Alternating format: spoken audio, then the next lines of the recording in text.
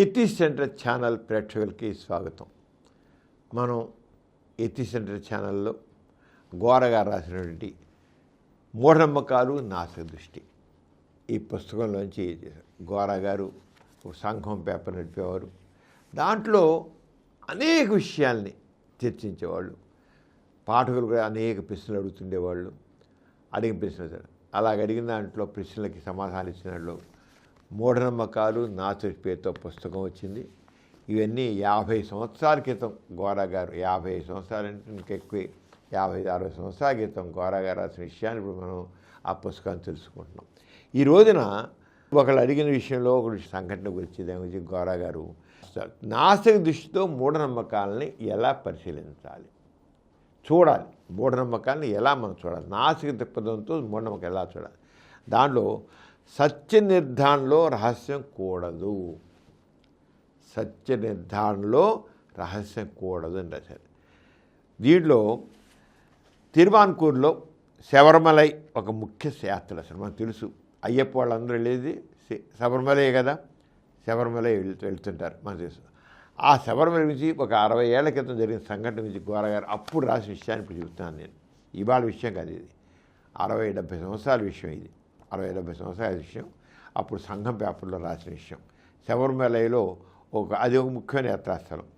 ప్రతి సంవత్సరం వేల కొద్ది ప్రజలు ఆ దేవాలయానికి వెళ్తారు.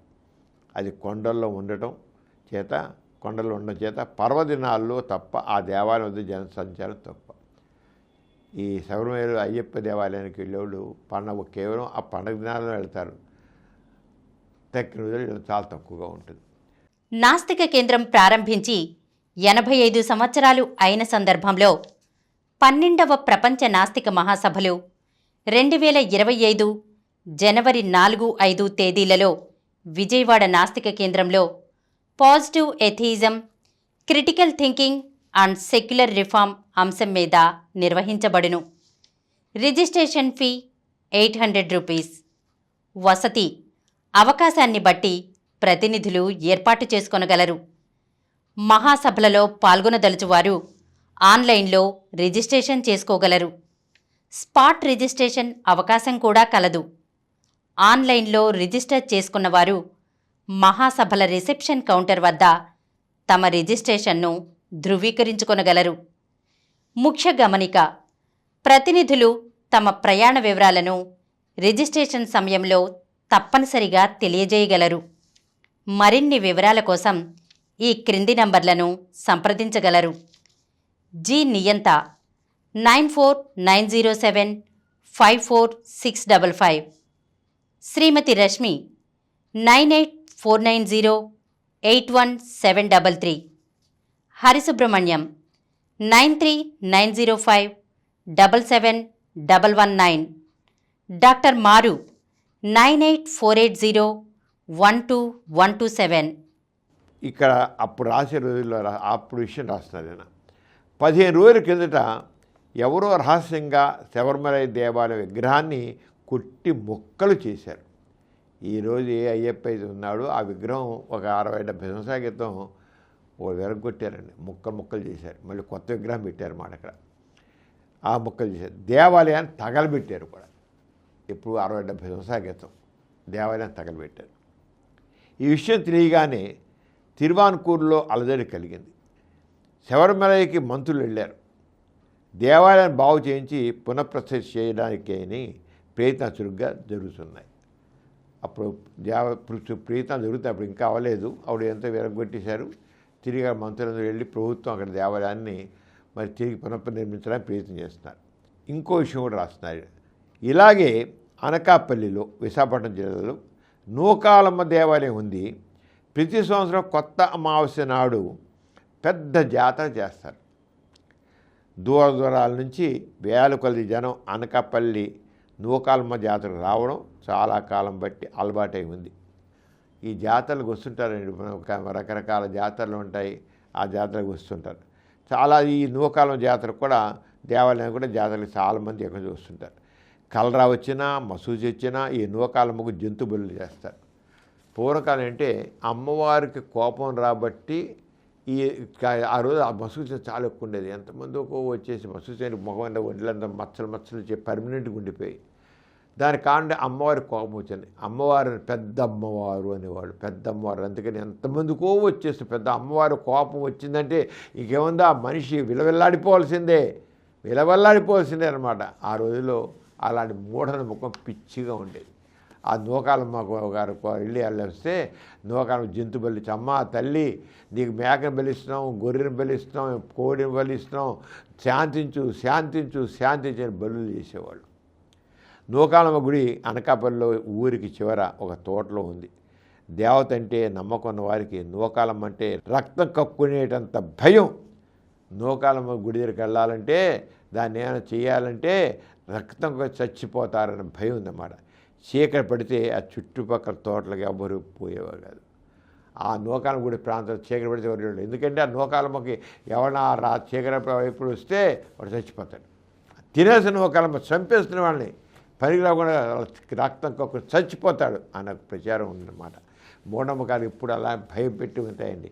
మూఢనమ్మకాల విషయంలో ఎప్పుడు కూడా భయంతోనే మూఢనమ్మకాలు కొనసాగుతూ ఉంటాయి. క్రింది అమావాస్యకు వారం రోజుల ముందుగా రాత్రి వేళ గుడి తాళాలను ఎవరో పడగొట్టి భీకరంగా ఉన్న నూకాలమ్మ విగ్రహాన్ని తునకలుగా తవ్వేశారు.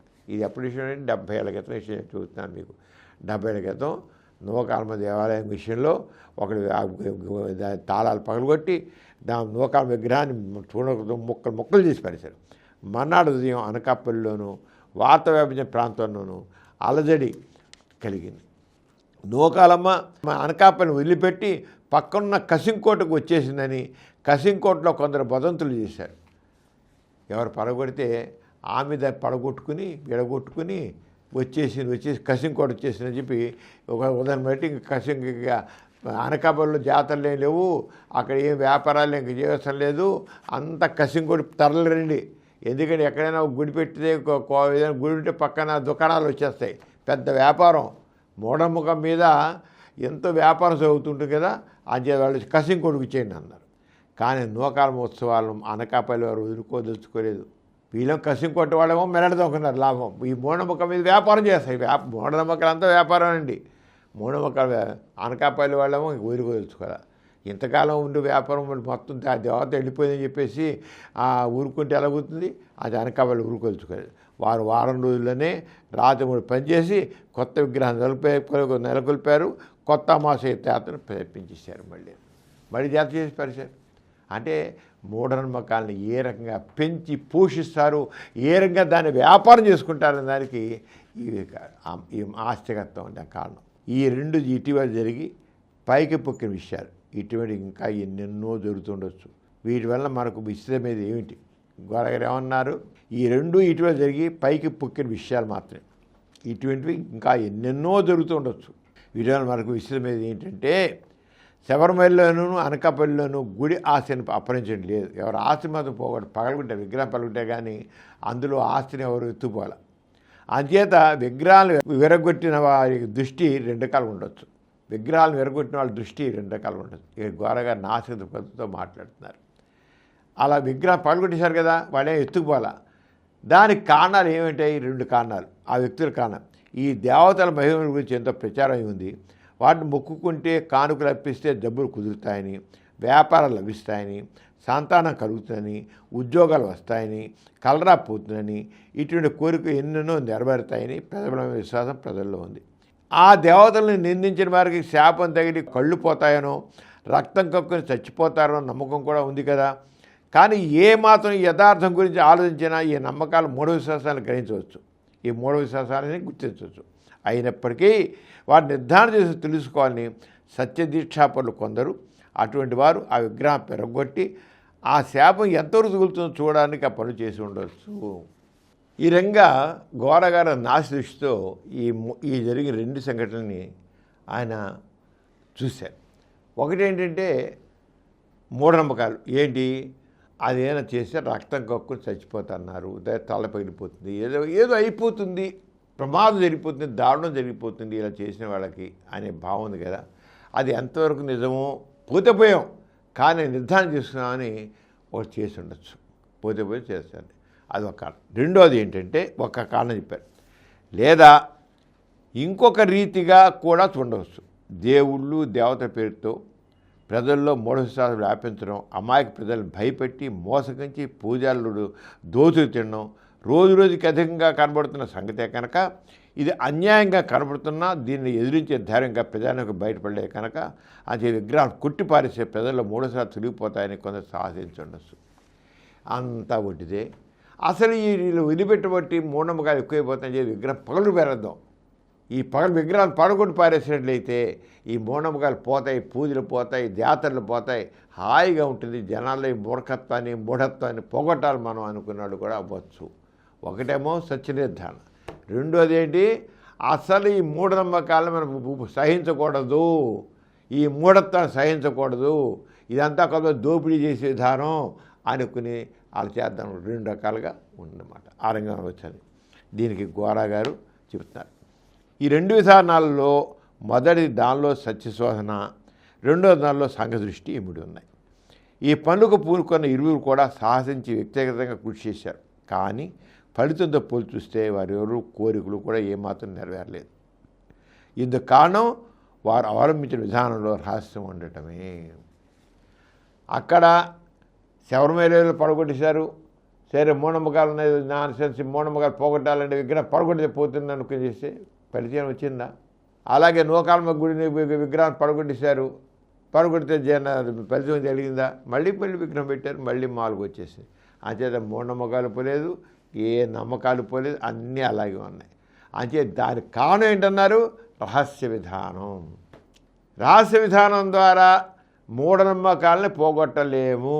ఏ చేసినా బహిరంగ ప్రజలను చైతన్యపరచాల్సిందే.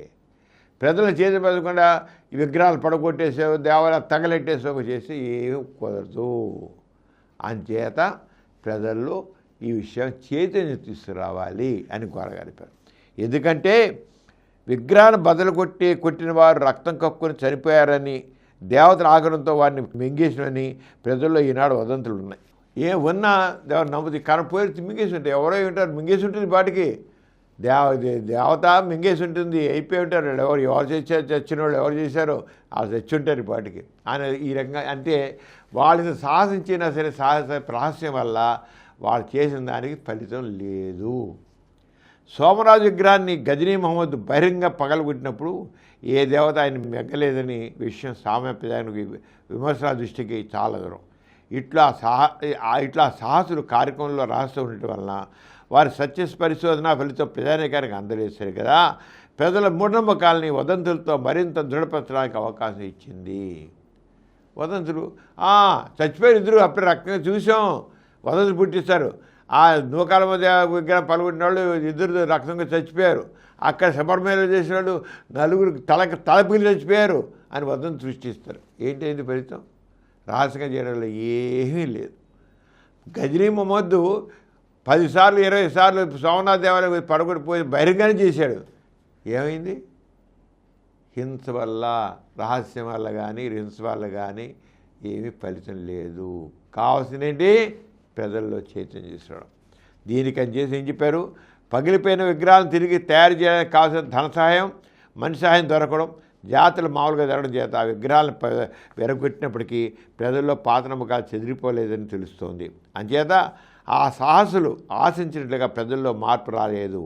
వారి కార్యక్రమం టెర్రరిస్టులను పోలి ఉంది. గవర్నర్లను చంపినంత మాత్రాన గవర్నమెంట్ విధానంలో మార్పు రాదు. కొత్త గవర్నర్లు నియమింపబడ్డట్టే విగ్రహాలు పగలగొడితే ప్రజల భావాలు మార్పు చెందగా కొత్త విగ్రహాలు తయారవుతాయి. ప్రజల్లోని మూఢనమ్మకాలు, పూజారుల మోసాలు తొలగిపోవాలంటే వీటిని గురించి బహిరంగ ప్రచారం చేయాలి. బహిరంగ ప్రచారానికి వచ్చే వ్యతిరేకత ప్రారంభించడం ఇచ్చుగా ఉంటుంది నిజమే, కానీ బహిరంగ ప్రచారం వల్ల ఎంత మార్పు వస్తే అంత స్థిరంగా ఉంటుంది. శబరిమలలోను అనకాపల్లిలోను చూసిన సాహసము బహిరంగ ప్రచారంలో వినియోగిస్తూ ఎంతో కొంత స్థిరమైన మార్పు వచ్చి ఉండేది. ఇంకా మార్పు దర్శనం. ఒకవేళ అలా కాకుండా బహిరంగ చెప్పారు అనుకోండి, ఏమది ఎంత మూఢనమ్మకాన్ని బహిరంగ చెప్పారు అనుకోండి, చెప్పినట్లయితే జనాలు తప్పకుండా వీళ్ళు అనుకున్న దానికి మార్పు వచ్చేది. ఇక్కడ ఎవరు దాన్ని దొంగతనం చేయాలనుకోలేదు, ఆస్తుల కోసం కొల్లగొట్టలేదు. వాళ్ళు ఏమో బందిపోట్లుగా చేసిన వాళ్ళు, సాహసం చేసిన వాళ్ళే. ఎందుకోసం చేశారు వాళ్ళు? ఈ మూఢనమ్మకం పోగొట్టాలని, మూఢనమ్మకం మీద వ్యాపారం చేసేవాళ్ళని బయట పెట్టాలని. కానీ ఏం జరిగింది? మళ్ళీ మామూలే. అంతే కావాల్సిన ప్రజల్లో చైతన్యం తీసుకురావాలి. ఒక గవర్నర్ చంపేస్తే ఇంకో గవర్నర్ పెడుతుంది. గవర్నర్ చంపిన మాత్రం ప్రజా ప్రభుత్వం కూలిపోదు. అంచేత ఈ రకంగా చేయడం వల్ల వాటి ఫలితం లేదు, రహస్య విధానం వల్ల ఫలితం లేదు అన్నారు. విగ్రహాలు పగలగొట్టడం వల్ల ఆ దైవ వ్యక్తులకు ఉన్న వ్యతిరేకత సూచింపడుతుంది. అంతటితో ప్రజల్లో మార్పు రాదు. వారికి నిర్మాణితమైన మరో మార్గాన్ని చూపించినడే పాత నమ్మకాన్ని విడిచిపెడతారు. అందుచేత దేవాలయ భవనాలను, ఆస్తులను, అవకాశాలు, పాఠశాలలు గాను, వైద్యశాలలు గాను, గ్రంథాలు గాను మార్చివేయాలి, బహిరంగ ప్రచారం చేయాలి. మీరు వద్దనుకుంటున్నారు కొన్ని దేవాలయాలు పగలగొట్టడం కాదు, ఆ దేవాలయాల్ని మీరు వైద్యశాలలుగా మార్చండి, పాఠశాల మార్చండి. ఆ దేవాలయాల్లో మూఢనమ్మకాలు పెరుగుతాయి, మూఢత్వం పెరుగుతుంది. వాళ్ళ గ్రంథాలయాలు మార్చండి, వైద్యశాలకు మార్చండి, అలాగే విద్యాలయాలకు మార్చండి. ప్రజల్లో చైతన్యం వస్తుంది. అంతేగా ఇది కాదు, ఆరంగా ప్రచారం చేయాలి అని చెప్పి అన్నారు. ఇట్లు గ్రంథాలయాలు గాను మార్చేయాలి, బహిరంగ ప్రచారం చేయాలి. ఇట్లు దేవాలయాలు మార్చడానికి 10 మందిని కలుపుకొని కృషి చేయాలి. అప్పుడు విగ్రహాలని మళ్ళీ నిర్మించకుండా కూలిపోతాయి. నిర్మాణ విధంగా మార్పు వస్తుంది. ఇటువంటి బహిరంగ ప్రచారంలో విగ్రహ మహిమలను నిరూపిస్తూ ఉంటూ ఎవరైనా ఎదుర్కోవచ్చు. శబరిమలై అనకబలి విగ్రహాలు విరగొట్టి శాపాలైన నమ్మకాలను వ్యక్తులు నిర్ధారణ చేసుకోవట్లేదు, ఒక వ్యక్తులు చేస్తున్నారు. బహిరంగ ప్రచారంలో బహిరంగ మహిమలు సత్యాలు బయట పెట్టవచ్చును, అది నిర్ధారణ చేయదు. అంచేత ఎవరో ఒక వ్యక్తులు వాళ్ళు చేసుకుండొచ్చు, కానీ ప్రతి సమాజంలో ఏం మార్పు వచ్చింది? ఏం రాదు, మళ్ళీ మామూలైపోయింది. అంటే బహిరంగ ప్రచారం చేయాలి. అంతేగాని ఒక స్వామీజీ బుద్ధి ఇంకో స్వామీజీ వస్తాడు. ఓ స్వామీజీ చంపేశారనుకోండి, వాడు తలకాయ పాల్గొట్టారు, ఏ లాభం ఇంకో స్వామీజీ వస్తాడు. ఓ బాబాని చేశారనుకోండి, ఎక్స్పెల్ చేశారు, ఇంకో బాబా వస్తాడు. అసలు ఇన్ని మోసం జనాలు చైతన్యపరచండి. ఆ చైతన్యం పరిస్తే అప్పుడు మార్పు వస్తుంది, అప్పుడే మూఢనమ్మకాలు ప్రజల చైతన్యం ద్వారా వస్తుందని గోరా గారు చెప్పారు. మరొక విషయం నెక్స్ట్ ఎపిసోడ్లో కలుసుకుందాం. ఈ కార్యక్రమం మీకు ఎంతో నచ్చింది కదా? ఇటువంటి మరిన్ని వీడియోల కోసం అనతి కాలంలోనే 20 కోట్ల వ్యూస్ సాధించిన సమరన్ ఛానల్ సమర్పించు యతీష్ సెంటర్ ఛానల్కు సబ్స్క్రైబ్ చేయండి, లైక్ చేయండి, మీ ఫ్రెండ్స్కి షేర్ చేయండి. అలాగే ప్రక్కనున్న గంట సింబల్ని ప్రెస్ చేయడం మర్చిపోకండి.